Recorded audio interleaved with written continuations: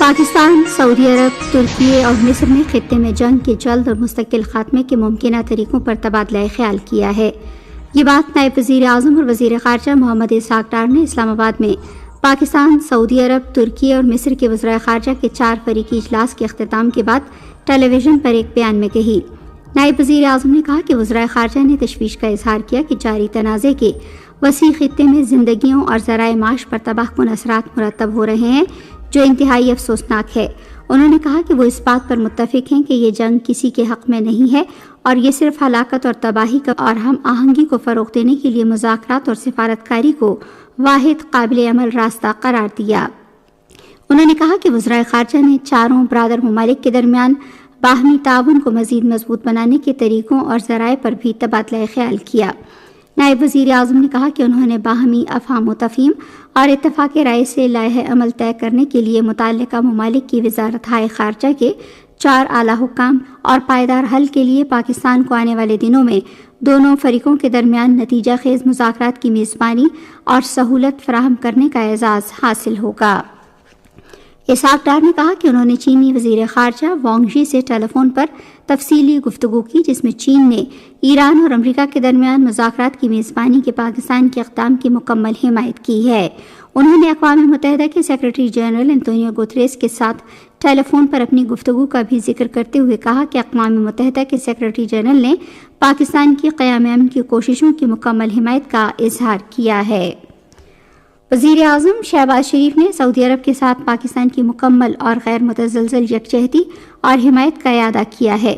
وہ سعودی عرب کے وزیر خارجہ شہزادہ فیصل بن فرحان کے ساتھ گفتگو کر رہے تھے، جنہوں نے ان سے اسلام آباد میں ملاقات کی۔ وزیر اعظم نے سعودی وزیر خارجہ کو یقین دلایا کہ پاکستان سعودی عرب کے ساتھ ہمیشہ شانہ بشانہ کھڑا رہے گا۔ ملاقات کے دوران دونوں ممالک نے خطے میں امن اور استحکام یقینی بنانے کے لیے اپنے موقف میں قریبی ہم آہنگی برقرار رکھنے پر اتفاق کیا۔ وزیر اعظم شہباز شریف نے ایران اور امریکہ کو مذاکرات کی میز پر لانے کے لیے مثبت کردار ادا کرنے کے لیے پاکستان کے پختہ عزم کا اظہار کیا ہے۔ وہ ترکی کے وزیر خارجہ حاکان فیدان اور مصر کے وزیر خارجہ ڈاکٹر بدر عبدالعاطی سے گفتگو کر رہے تھے، جنہوں نے اسلام آباد میں ان سے ملاقات کی۔ جنوبی لبنان پر اسرائیلی فضائی حملے میں 5 افراد شہید اور 2 زخمی ہو گئے ہیں۔ لبنان کی وزارت صحت نے کہا ہے کہ اسرائیلی فضائی حملے میں جنوبی لبنان کے ضلع بنت جبیل کے قصبے شکرا کو نشانہ بنایا گیا۔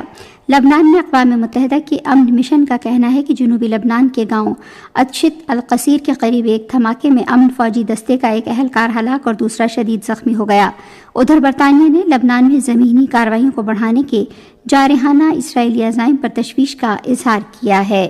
مقامی وقت کے مطابق 27 مارچ کو ایران، چین اور کیوبا کی درخواست پر اقوام متحدہ کی انسانی حقوق کونسل کے 61ویں اجلاس میں ایران کے میناب شہر کے ایک پرائمری اسکول پر امریکی فضائی حملے کے بارے میں ہنگامی مباحثہ ہوا۔ اقوام متحدہ کے جنیوا دفتر اور سوئٹزرلینڈ میں دیگر بین الاقوامی تنظیموں کے لیے چین کے مستقل مندوب سفیر جیا گوئی دے نے چین کا موقف واضح کرتے ہوئے کہا کہ ایران کے میناب اسکول پر حملہ انسانی اخلاقیات کی حدود کو عبور کرنے کے مترادف ہے، انسانی حقوق کی سب سے بڑی پامالی ہے اور بین الاقوامی انسانی قانون کی صریحاً بے حرمتی ہے۔ چین اس پر شدید صدمے کا شکار ہے اور سختی سے اس کی مذمت کرتا ہے اور متاثرہ افراد کے اہل خانہ کے غم میں برابر کا شریک ہے۔ سفیر جیا گوئی دے نے نشاندہی کی کہ امریکہ اور اسرائیل نے سیکورٹی کونسل کی اجازت کے بغیر ایران پر جارحانہ حملہ کیا، جو اس المیے کی بنیاد ہے۔ امریکی اور اسرائیلی کارروائیوں نے نہ صرف ایرانی رہنماؤں کو قتل کیا اور ایرانی عوام کے انسانی حقوق کی شدید خلاف ورزی کی، بلکہ مشرق وسطیٰ کے تنازعات کو بھی بڑھا دیا اور خطے کے ممالک کو بھی اس میں شامل ہونے پر مجبور کر دیا۔ سفیر جیا گوئی دے نے زور دیا کہ تمام حساس مسائل کو مذاکرات اور بات چیت کے ذریعے ہی حل کیا جانا چاہیے، طاقت کے استعمال سے نہیں۔ تمام فریقوں کو چاہیے کہ امن مذاکرات کے عمل کو شروع کرنے کے تمام مواقع سے فائدہ اٹھائیں، عملی اقدامات کے ذریعے خطے کے لوگوں کے بنیادی انسانی حقوق کا تحفظ کریں اور مشرق وسطیٰ کے امن و استحکام کو برقرار رکھیں۔ پاکستان کی وزارت خارجہ نے 29 مارچ کی صبح جاری کردہ ایک بیان میں کہا ہے کہ پاکستان کے نائب وزیر اعظم اور وزیر خارجہ اسحاق ڈار نے ایران کے وزیر خارجہ عباس عراقچی سے ٹیلی فونک گفتگو کی۔ اس دوران انہوں نے اس بات پر زور دیا کہ پائیدار امن کے حصول کے لیے مکالمہ اور سفارتکاری ہی واحد قابل عمل راستہ ہے۔ بیان کے مطابق گفتگو میں دونوں رہنماؤں نے مشرق وسطیٰ کی بدلتی ہوئی صورتحال اور حالیہ پیش رفت پر تبادلہ خیال کیا۔ اسحاق ڈار نے کشیدگی میں کمی کی ضرورت پر زور دیتے ہوئے کہا کہ موجودہ تنازع کے تمام فریقوں کا ہر قسم کے حملوں اور مخاصمانہ کارروائیوں کو فوری طور پر روکنا نہایت اہم ہے۔ انہوں نے کہا کہ پاکستان خطے میں امن و استحکام کی بحالی کے لیے ہر ممکن کوشش کی حمایت جاری رکھے گا۔ پاکستانی ذرائع کے مطابق پاکستان 30 مارچ کو اسلام آباد میں ترکی، مصر اور سعودی عرب کے ساتھ 4 ملکی وزرائے خارجہ کا اجلاس منعقد کرے گا، جس میں مشرق وسطیٰ کی کشیدہ صورتحال کو کم کرنے اور علاقائی استحکام کے فروغ کے طریقوں پر غور کیا جائے گا۔ امریکہ اور اسرائیل کی جانب سے ایران پر فوجی حملوں کے خلاف 28 مارچ کو امریکہ کے متعدد شہروں میں احتجاجی مظاہرے ہوئے۔ امریکی ذرائع کے مطابق 28 تاریخ کو ملک بھر میں 3000 سے زائد متعلقہ ریلیاں نکالی گئیں۔ واشنگٹن میں ہزاروں افراد احتجاج کے لیے کیپٹل ہل کے سامنے نیشنل پارک میں جمع ہوئے اور مظاہرے کیے۔ ان کا موقف تھا کہ امریکہ اور اسرائیل کی جانب سے ایران کے خلاف فوجی کارروائیاں غیر ضروری ہیں اور یہ اپنے ہی لیے نقصان کا باعث بنیں گی۔ مظاہرین نے اس بات پر بھی زور دیا کہ غزہ کے عوام شدید مشکلات میں مبتلا ہیں اور ایران کے کئی بے گناہ شہری بھی اس تنازع میں ہلاک ہو چکے ہیں۔ ریلی میں شریک ایک سابق امریکی فوجی کا کہنا تھا کہ امریکہ اور اسرائیل کی جانب سے ایران کے خلاف شروع کی گئی فوجی کارروائی مکمل طور پر غیر منصفانہ ہے اور امریکہ انتہائی غلط راستے پر گامزن ہے۔ اسی روز نیو یارک کے مینہٹن میں بھی بڑے پیمانے پر جنگ مخالف مظاہرے ہوئے، جہاں ہزاروں افراد سڑکوں پر نکلے اور تنازع کے بڑھنے کی مخالفت کرتے ہوئے جنگ بندی کا مطالبہ کیا۔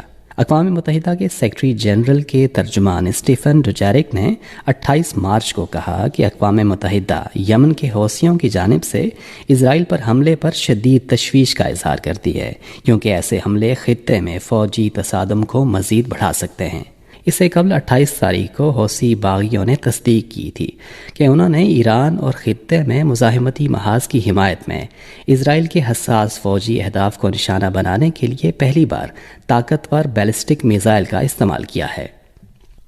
مقامی وقت کے مطابق 27 مارچ کو امریکی نائب صدر جے ڈی وینس نے ایک انٹرویو میں کہا کہ امریکہ کا ایران میں طویل قیام کا کوئی ارادہ نہیں ہے اور وہ موجودہ مسائل سے نمٹنے کے بعد جلد ہی وہاں سے نکل جائے گا۔ ان کا کہنا تھا کہ اس بات پر یقین کیا جا سکتا ہے کہ امریکہ نے اپنے تمام فوجی مقاصد حاصل کر لیے ہیں، تاہم ابھی فوجی آپریشن اس لیے ختم نہیں ہوا کیونکہ صدر ڈونلڈ ٹرمپ اس بات کو یقینی بنانا چاہتے ہیں کہ ایران امریکہ کو دھمکی دینے کی صلاحیت سے مکمل طور پر محروم ہو جائے۔ امریکہ میں تیل کی قیمتوں میں موجودہ اضافے کے بارے میں وینس نے کہا کہ یہ امریکہ، اسرائیل اور ایران کے درمیان تنازع کے حوالے سے مارکیٹ کا ایک قلیل مدتی رد عمل ہے اور امریکہ کے ایران سے نکلنے کے بعد تیل کی قیمتیں واپس گر جائیں گی۔ ادھر ایرانی ذرائع کے مطابق امریکہ اور اسرائیل نے 29 تاریخ کو آبنائے ہرمز کے قریب ایک ایرانی بندرگاہ پر حملہ کیا، جس میں 5 افراد ہلاک اور 4 زخمی ہوئے۔ اسرائیل نے رات میں وسطی تہران پر اہم فوجی بنیادی ڈھانچے پر حملہ کیا، جبکہ ایران خلیجی ممالک پر میزائل اور ڈرون حملے جاری رکھے ہوئے ہے۔ اسرائیل کی دفاعی افواج نے کہا ہے کہ اس نے ہتھیار تیار کرنے، میزائلوں کو ٹھکانوں، فضائی دفاعی نظام اور کمانڈ سینٹر کو نشانہ بناتے ہوئے ایران کے فوجی بنیادی ڈھانچے پر حملہ کیا ہے۔ کئی کمانڈروں کے مارے جانے کی بھی اطلاع ہے۔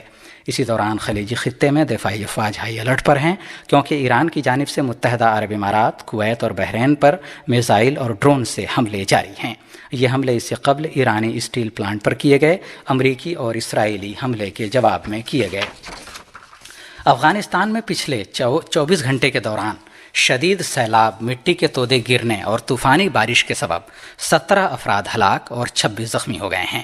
حکام نے خبردار کیا ہے کہ ہلاکتوں کی تعداد میں مزید اضافہ ہو سکتا ہے، کیونکہ قدرتی آفات کی صورت میں کام کرنے والی قومی اتھارٹی کی ٹیمیں متاثرہ علاقوں کا سروے جاری رکھے ہوئے ہیں۔ افغانستان کے 34 صوبوں میں سے 13 صوبے، خاص طور پر مغربی، وسطی اور شمالی مغربی علاقے اس شدید موسم سے متاثر ہیں۔ مغربی ایشیا کی صورتحال پر نئی دہلی میں ایک کل جماعتی میٹنگ ہوئی، جس میں ایران جنگ کے حوالے سے پاکستان کی ثالثی کے کردار کا بھی ذکر ہوا۔ تاہم بھارتی وزیر خارجہ ایس جے شنکر نے پاکستان کے کردار کی اہمیت کو کم کرنے کے لیے کہا کہ بھارت پاکستان کی طرح کوئی دلال ملک نہیں ہے، اور ان کے اسی متنازع بیان پر سرحد کے دونوں جانب ایک بحث چھڑ گئی۔ بعض بھارتی تجزیہ کار بھی جے شنکر کے اس بیان کو غلط بتا رہے ہیں، اور ان کا کہنا ہے کہ یہ سفارتی طریقہ کار نہیں ہے۔ مجھے تو بہت آشچर्य ہوا، اگر ہندوستان کو بھی یہ موقع دیا تھا کہ آپ بروکر کریے ایران اور امریکہ کے بیچ، تو ہم لوگ خوشی خوشی سے اس کو قبول کر لیتے۔ ہم تو سوچتے کہ ہماری حیثیت بڑھ رہی ہے۔ ہندوستان نے ان کو دلال کہا ہے، تو یہ مجھے تو لگتا ہے کہ بہت تکلیف دہ بات ہے۔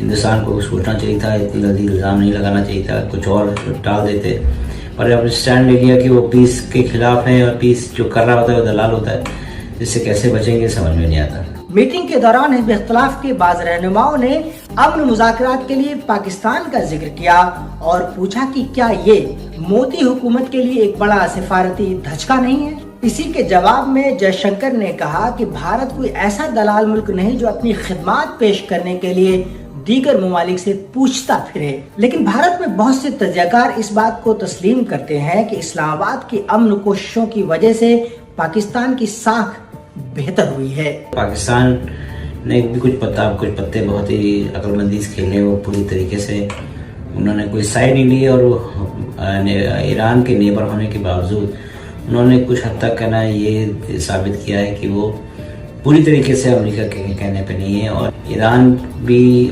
ان کے بارے میں کافی اچھی باتیں کر رہا ہے، اور امریکہ تو تیار بھی ہو گیا ہے ان کو میڈیٹر بنانے کے لیے۔ جو یہ بات ہے ہندوستان کے جو مالکان ہیں، جو تمام نیتاگڑ ہیں، جو پرائم منسٹر پوری گورنمنٹ ہے، ان کے کرے کے نیچے نہیں اتر رہی۔ پاکستانی وزارت خارجہ نے اس پر اپنے رد عمل میں کہا کہ ایسے غیر سفارتی بیانات بھارت کی گہری مایوسی اور جھنجھلاہٹ کی عکاسی کرتے ہیں۔ اس حوالے سے حزب اختلاف کے بہت سے رہنما بھی مودی حکومت پر تنقید کرتے نظر آ رہے ہیں۔ کانگریس پارٹی کا کہنا ہے کہ جے شنکر اس طرح کے بیانات سے علاقائی سفارتکاری میں اپنی ناکامی اور شرمندگی کو چھپانے کی کوشش کر رہے ہیں۔ ایران جنگ انٹرنیٹ کو خطرے میں ڈال سکتی ہے۔ تنازع کے آغاز کے بعد سے ایرانی حکومت بارہا اس بات کی دھمکی دے چکی ہے کہ وہ دشمن کے ٹیکنالوجی کے انفراسٹرکچر کو نشانہ بنا سکتی ہے۔ حقیقت یہ ہے کہ مشرق وسطیٰ میں IT انفراسٹرکچر کی بنیاد امریکی ٹیک کمپنیاں ہیں۔ یہ بحرین، متحدہ عرب امارات، قطر اور سعودی عرب میں بڑے ڈیٹا ہب چلاتی ہیں، لیکن معاملہ اس سے بھی زیادہ گہرا ہے۔ آبنائے ہرمز کی تہ میں فائبر آپٹک کیبلز بچھی ہوئی ہیں، انہیں عالمی انٹرنیٹ کی شریانیں سمجھیں۔ اگر یہ متاثر ہوں تو اس کے اثرات خلیجی خطے سے بہت آگے تک محسوس کیے جائیں گے۔ تو سوال یہ ہے کہ اس کا آپ پر کیا اثر پڑ سکتا ہے؟ اگر ڈیٹا سینٹرز متاثر ہوں گے تو کیا ہوگا؟ ہدف بنا کر کیے گئے ڈرون حملے علاقائی ڈیٹا سینٹرز کو بند کر سکتے ہیں۔ حال ہی میں ایمیزون نے اطلاع دی کہ بحرین میں ایرانی ڈرون سرگرمی کے باعث اس کی AWS کلاؤڈ سروسز میں مسائل پیدا ہوئے۔ مارچ میں جب متحدہ عرب امارات اور بحرین میں ایمیزون کے ڈیٹا ہب متاثر ہوئے تو اہم ایپس اور بڑے بینک بھی بند ہو گئے، کیونکہ ایسے میں بیک اپ سسٹمز بھی غیر فعال ہو گئے تھے۔ Ride healing apps, food delivery services غائب ہو گئیں اور ایمریٹس NBD جیسے بڑے بینک بھی بند ہو گئے۔ یہ بندشیں ہفتوں تک جاری رہیں۔ اس کی ایک وجہ یہ بھی تھی کہ جنگی حالات میں مرمت کے لیے درکار ہارڈ ویئر پہنچانا مشکل ہو گیا تھا، لیکن اس کے اثرات صرف خلیجی خطے تک محدود نہیں رہے۔ 1 مارچ کے حملوں کے بعد چند ہی منٹوں میں بھارت اور پاکستان کے صارفین نے بھی اس کے اثرات محسوس کیے۔ خلیجی ڈیٹا ہبز اہم انٹرنیٹ انٹرسیکشنز ہیں۔ جنوب مشرقی ایشیا کی کمپنیاں اپنے ڈیجیٹل کام کے لیے ان پر انحصار کرتی ہیں اور عالمی ڈیٹا کی ترسیل کے لیے سمندر کے نیچے بچھے کیبل نیٹ ورکس استعمال کرتی ہیں۔ یہ کیبلز عالمی انٹرنیٹ ٹریفک کا 95% سے زیادہ منتقل کرتے ہیں۔ جب کوئی اہم مقام متاثر ہوتا ہے تو ڈیٹا دوسرے راستوں پر منتقل ہوتا ہے، جس سے نیٹ ورک پر دباؤ بڑھتا ہے اور رفتار کم ہو جاتی ہے۔ مارچ کے آغاز میں بھارت اور پاکستان میں مکمل بلیک آؤٹ تو نہیں ہوا، لیکن لیٹنسی میں شدید اضافہ ہوا، جس سے روزمرہ استعمال کی ایپس بھی متاثر ہوئیں۔ دنیا کے دیگر حصوں میں جیسے یورپ یا لاطینی امریکہ میں یہ اثرات بہت کم تھے اور صارفین کو زیادہ فرق محسوس نہیں ہوا۔ اگر کیبلز ٹوٹ جائیں تو کیا ہوگا؟ یہ نقشہ دیکھیے۔ کئی انٹرنیٹ کیبلز آبنائے ہرمز کے عین نیچے سے گزرتی ہیں، جبکہ کچھ خلیج عمان سے۔ اب تک ان کیبلز کو براہ راست نشانہ تو نہیں بنایا گیا، لیکن وہ خطرے میں ہیں۔ سمندری بارودی سرنگوں کی وجہ سے بھی جنگی جہازوں کی نقل و حرکت کی وجہ سے بھی یا پھنسے ہوئے آئل ٹینکرز کے اینکر گرنے سے بھی۔ عام حالات میں اگر کیبل ٹوٹ جائے تو ایک خصوصی جہاز چند دنوں میں اسے ٹھیک کر دیتا ہے، لیکن آپ کسی سست رفتار مرمتی جہاز کو بارودی سرنگوں یا میزائل حملوں والے علاقے میں نہیں بھیج سکتے۔ ڈیٹا ہب اور سمندر کے نیچے کیبلز دونوں ریڈنڈنسی بیک اپ نظام اور اصول پر کام کرتے ہیں، یعنی اگر ایک ڈیٹا سینٹر بند ہو جائے تو دوسرا اس کا بوجھ سنبھال لیتا ہے، اور اگر ایک کیبل خراب ہو جائے تو ڈیٹا دوسرے راستے سے منتقل ہو جاتا ہے۔ اب 2026 میں ہمارے سامنے یہ صورتحال ہے، یعنی یہ نظام صرف اسی وقت کام کرتا ہے جب بیک اپ بھی محفوظ ہو۔ ممکن ہے آپ اس وقت براہ راست متاثر نہ ہوں، لیکن ڈیٹا ہب اور سمندر کے نیچے کیبلز مستقبل میں سیاسی تنازعات کا ایک اہم حصہ بنیں گے اور ان پر توجہ دینا ضروری ہے۔